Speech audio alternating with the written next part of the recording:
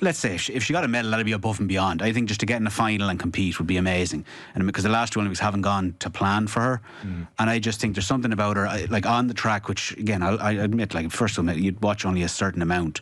I'm not a dedicated athletics watcher, but the way she kind of puts herself across in interviews and carries herself and just her general way of going about it, I love it. I just think she's fantastic. There's something about her that is, as you're saying, with those athletes that you will watch, I will not miss something if it is, I suppose, readily accessible for me to watch of her, because she's just fantastic. So that'd be right there. She's a battler as well. It was one of the things I like about it, where Ciara Mageean will go toe-to-toe with Lauren Moore, chase her down like she did in the Commonwealth Games, to medal, but also to chase down like the best runner at that distance around. Mageean will fight and fight and fight and fight for everything that she gets. Second best, yeah.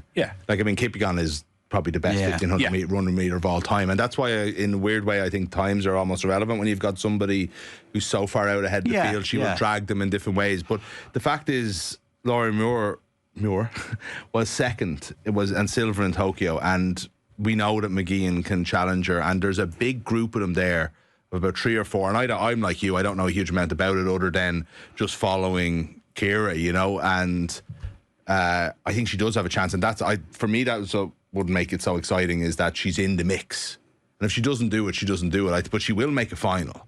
Well, fingers crossed. If everybody's fit and she gets there in the right. I think she got a bad injury last time. Shape, exactly. Yeah. So, and that's the other thing as well. Is like injuries have curtailed her at the wrong times in her career, and because of that, I think there's almost a surprise at her actual potential at this stage of her life. Like, I think she's going to be 32 at the games, but she's also someone that's like, we had her on the show, Arthur, the week before Christmas. Owen was speaking to her.